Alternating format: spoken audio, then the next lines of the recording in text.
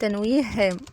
بما ان بنتكم على مشارف رحلة التخرج خلاص، قررت تشارك معاكم الذكريات واللحظات المتبقية من الرحلة دي توثيقا ليها واستمتاع معاكم بالتجربة والرحلة الطويلة. ومن هنا نقدر نقول سلاما طيبا عليكم في أول رحلة من قلب المتحف المصري الكبير. دخلنا والدكتور بدأ يشرح لنا البهو العظيم، واللي أول ما بندخل بيسلم علينا بنفسه جده رمسيس. بعدها خلصنا شرح الدرج العظيم وبدأنا نتجه للقاعات الرئيسية، وده جزء من العروض التفاعلية أو العرض المتحفي اللي كان موجود في المتحف هناك. هنا بنتكم كانت بتحاول تعمل لقطات إخراج سينمائي طبعا كالعادة معروفة. وهنا كنت مغرمة بشكل الكتابة الهيروغليفية وهي بتتعرض بالشكل ده. وكان معانا في اليوم ده الدكتور محمد حسن. حاولوا تلبسوا سماعة عشان صوت الشرح. المقبرة اللي قدامي دي جاية من منطقة في المنيا اسمها منطقة بني حسن. منطقة ايه يا جماعة؟ بني حسن. المقبرة دي مهمة جدا لأن على جدرانها هتشوف كل شيء مرتبط بالحضارة المصرية. هتشوف الدين لايف في مصر. بص على جدار الرئيس المشترك اللي في وش ده، هتشوف منظر الباب الوهمي اللي موجود في المقبرة. وعلى يمين الباب الوهمي وعلى شماله هتلاقي مناظر السير بتاع صاحب المقبرة وهو واقف بيصطاد الطيور اهو بالعصاية اللي هي شبه الراوي دي. وهتقابل البيك وهتشوف برضه منظر الاسماك وانواعها في مصر القديمه، التماسيح والقرموط والبوري والهبو. وهتشوف هنا برضه منظر البحاره وهم في احراش الدم. فانت شفت شكل الحياه هنا. هتبص هنا بقى المشهد الاكبر في الحضاره المصريه القديمه اللي العلماء ربطوه باخوه سيدنا يوسف. ايه المشهد ده؟ قال لك في 38 شخص 38 شخص اهو لابسين ملابس مش زي ملابس المصريين. احنا ملابسنا معروفه اهي بالنقطه ده، لكن دي ملابس مزرقشه والزعيم بتاعهم اسمه بكشي ومعاهم الغزلان والحمير بتاعتهم. فقال لك المشهد ده هم مش مصريين طبقا لشكل الملابس بتاعتهم، فسماهم بالخسوت او حكام البلاد الاجنبيه. بعض الناس ربطوا المشهد ده بدخول اخوه سيدنا يوسف لمصر. هل هذا صحيح؟ لا. لان سيدنا يوسف واخواته اللي كانوا موجودين في مصر وجد سيدنا يوسف اثناء فتره حكم الهكسوس في فتره الاسرات من 13 ل 17 ما بعد هذه الفتره. لكن ايه اللي جاب الاسيويين لمصر في الوقت ده؟ مصر دوله ذات حدود ارتبطت بعلاقات اقتصاديه وسياسيه مع الجيران، فكان بيتم تبادل الصفرات ما بيننا وما بينهم. السفراء رايحين والسفراء جايين، ناس تعرف. الجاليه الامريكيه في مصر اكبر من الامريكان نفسهم. يا جماعه احنا مفسرين من ضمن كاس العالم هناك افراحنا والمهرجانات بتاعتنا. هل هنقول ده؟ الجاليه السوريه في مصر دلوقتي عددها كام؟ السوريين عددهم كام؟ نفس الاحداث اللي انت بتعيشها حاليا هي دي الاحداث اللي كانت موجوده. ناس رايحه جايه عادي.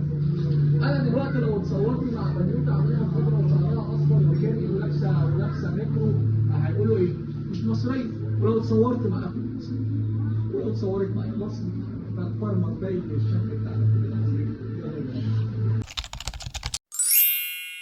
ده تابوت منتمحات اللي أسرته كانت سبب في تغيير المعتقدات الدينية في الحضارة المصرية. ومن هنا نعرف إن التاريخ بيخلد ذكرى المؤثرين اللي كانوا بيسعوا ووصلوا لنتيجة، مش مجرد سعي بس. تابوت ده لعائلة اسمها عائلة منتمحات. يا شيف يا دكتور، الراجل ده عيلته كانت السبب في تغيير المعتقدات، جزء من المعتقدات الدينية في العصر المتأخر. اسماعيل منتمحات ده كان كبير كهنة أمون في عهد الأسرة 25. ولما تم تحرير مصر من الآشوريين على إيد الملك بسمتك في الأسرة 26 فضل منتمحات ده هو كبير كهنة أمون ويعتبر الحاكم الفعلي لجنوب مصر. فبسمتك بدأ يفكر في فكرة، أنا عاوز أقلل من نفوذ الراجل ده، أعمل له إيه؟ فاستحدثنا المنصب الجديد بتاع الزوجات الإلهيات لأمون عشان يقلل من نفوذ منتمحات وتصبح ابنة الملك بسمتك الأول شريكة لنفوذ منتمحات في الكهانة. ومن هنا أصبح منصب الزوجة الإلهية لآمون منصب قوي وشرفي وديني لأبناء الملوك، بشرط أن تكون بتول لا تتزوج كي يكون ولائها لأبيها. التابوت اللي قدامي ده لواحد اسمه بتاع من عيلة منتمحات. التابوت غاية الجمال، هتشوف النقوش اللي موجودة عنه. مين أبو وش قرد ده؟ حابي. مين أبو راس كلب ده؟ إنيبوه. مين أبو راس صقر ده؟ قبح سنوحف. دول الآلهة الحاميات اللي هم أبناء حورس الأربعة. كان عندنا دولة أو عندنا منطقة اسمها منطقة بلاد بونت. بلاد بونت دي هي المنطقة الواقعة ما بين إثيوبيا وإريتريا، والرحلة كانت بتستغرق 3 سنين، سنة ونص ذهاب وسنة ونص عودة. احنا هنا طالعين بالمراكب بتاعتنا من مصر بالشراعات بتاعتها رايحين بلاد بونت علشان يحصل عملية التبادل التجاري اللي كانت بتتم ما بيننا وما بينهم. كنا بنصدر لهم الذهب وبناخد من عندهم جلد الفهد والعاد والبخور، لان احنا ما عندناش في مصر غابات. انا عندك منظر المراكب وهي منطلقه من مصر في البحر، وقدرنا نعرف لاول مره شكل اهل بلاد بونت من خلال البعثه اللي ارسلتها الملكه حتشبسوت. وصلنا لبلاد بونت، هي واضح ان هي ارض مليئه بالاشجار والنباتات. هنبدا نسلم لهم الهدايا بتاعتنا والبضائع اللي احنا واخدينها، وهنستلم منهم البضائع بتاعتنا، يعني يتم اكسشينج، انت هتديني وانا هديك. طبعا المصريين شكلهم واضح باللبس بتاعهم وشايلين البضائع اللي هم جايين بيها. هيبدا يظهر عندك دلوقتي منظر مرات حاكم بلاد بونت. مالها مرات حاكم بلاد بونت؟ يا ست تختوخه قوي. المصري القديم ما كانش واخد على الاحجام الثقيله دي، هو بيحب الاحجام السمول الميديم اللارج، لكن دبل اكس لارج بالهانش ده مستحيل. فبداوا يتريقوا عليها وهي معاها ابنها متقدم في الامام. ف هم جايبين منظر حمير، فالحمير بتاعت الافارقه رفيعه قوي والحمير بتاعتنا مليانه. قال له يا له من حمار انت عايز يحمل كل هذا الوزن. فدي كانت اول نقطه واول فن كاريكاتير ساخر في الحضاره المصريه القديمه مثل على جدران الدير البحري في منطقه الاقصر. واضح عمليه التبادل، وواضح احنا اخذنا من عندهم ايه وهم اخذوا ايه. المشهد ده موجود في المستوى الثاني في معبد الدير البحري. ده اتبنى بالعقل، اتحط التصميم، الحجاره بتاعت الهرم اتقطعت من نفس المخزن، وبعدين جاب حجاره اخرى من اسوان وجاب حجاره اخرى من قرى وعمل الشكل الهرم اللي انت شايفه ده. وكان اول هرم كامل في مصر هو هرم الملك سنتكو اول ملك. وده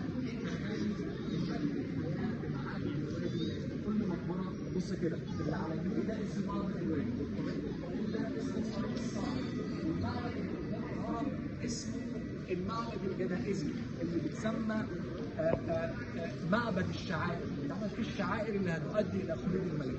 وجنبيها يوجد حاجه اسمها اهرامات الملكات، وجنبيها اخد صوره للمشهد، وجنبيها يوجد حاجه اسمها الهرم العقائدي علشان لو الملك مات قبل ما الهرم الكبير يكتمل يتدفن بداخل هذا الهرم. يبقى مكونات المجموعه الجنائزيه المعبد الوادي اللي بيكون على ضفاف النيل واللي بيكون فيه تفسير وتكبير الملك، الطريق الصاعد اللي بيربط ما بين المعبد الوادي والمعبد الجنزي اللي بيتعمل فيه الشعائر بتاعت المجموعه الجنائزيه. اول ملك عمل مجموعه جنائزيه مكتمله العناصر خفرع اكتملت كلها في عهد الرسول. بصوا يا جماعه، في كل تماثيل الحضاره المصريه القديمه هتلاقي ان المراه بتحتضن الرجل، لان الست هي السبورت والداعم ليه. هتلاقيها دايما واقفه، لو واقفه هتلاقيها بتحضنه بايدها، وبتلمس بايدها القريبه دراعه، علشان هي بتوصل له رساله معنويه ونفسيه.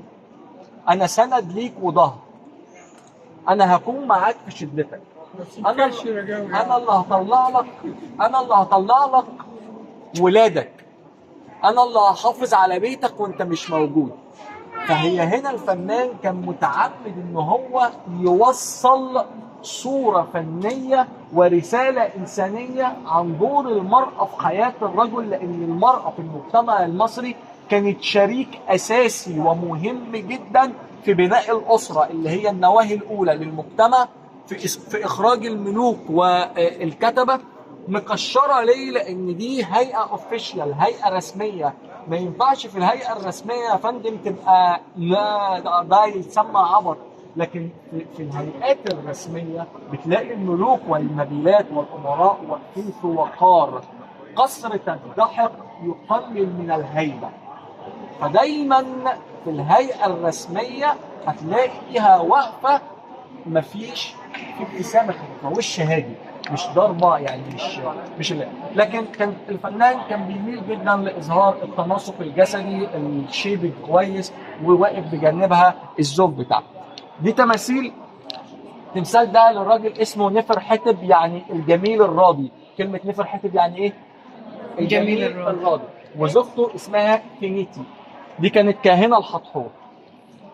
كده خلصنا المجتمع. هنا بقى كانت استراحة محارب، فقرات ظهره كانت بتستغيث. وبعدها هندخل على القاعة الأشهر في المتحف المصري الكبير، وهي قاعة الملك الصغير توت عنخ آمون. والنهاردة جايين نكتشف مجموعته الأثرية في المتحف المصري الكبير. هوية الملك بتبدأ من عرشه، وده عرش توت عنخ آمون اللي بيحكي حكايته، المصنوع من الخشب ومغطى بالذهب الخالص. نيجي للموكب الجنازي، واللي بيتكون من القناع الذهبي والتوابيت الثلاثة والأضرحة. قناع الملك الجنائزي المصنوع من الذهب الخالص على هيئة أوزوريس إله البعث والخلود. التابوت الأول اللي هو الداخلي مصنوع من الذهب الخالص، وبيصور الملك في هيئة أوزير معقود اليدين وممسك بعصات الحكم والمذب. التابوت الأوسط مصنوع من الخشب المذهب ومرصع بالزجاج الملون والأحجار الكريمة. التابوت الخارجي مصنوع من الخشب ومغطى برقائق من الذهب ونقش عليه نقوش لحماية الملك في العالم الآخر. التابوت الثلاثي للملك كان محطوط في 4 أضرحة مرتبة من الأصغر للأكبر، والخارجي كان مصنوع من خشب الأرز ومغطى برقائق من الذهب، وهو أكبر الأضرحة الخشبية.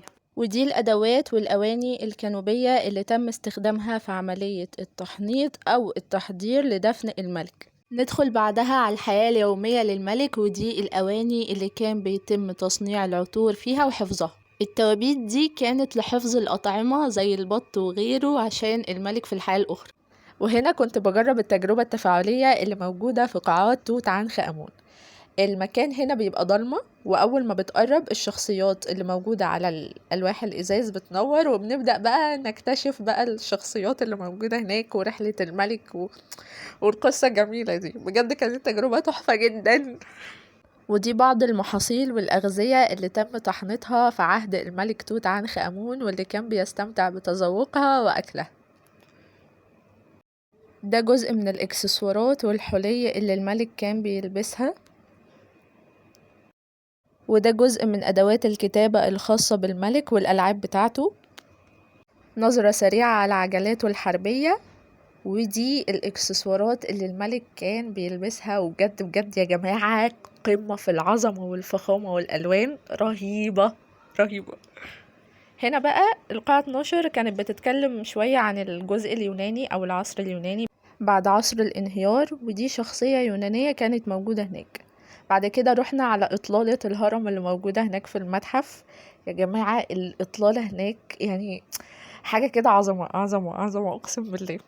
بعد كده بدأنا بقى نتجه لمركبات خوفو. ده كان متحف منفصل لوحده، كان معروض فيه المركبة اللي كانوا بيروحوا بيها رحلتهم التجارية لبلاد بونت. بعد كده خلصنا وبدأنا نتجه عشان نروح خلاص، يعني ختام الزيارة. وجماعة المتحف حرفيا ما بيخلصش، بيحتاج يوم و2 و3 و4 أسبوع حرفيا كامل عشان نخلص. هنا كنت بسلم على جده رمسيس قبل ما امشي وبقول له اشوفك المرة اللي جاية، وسلاما طيبا عليكم في فلوج جديد.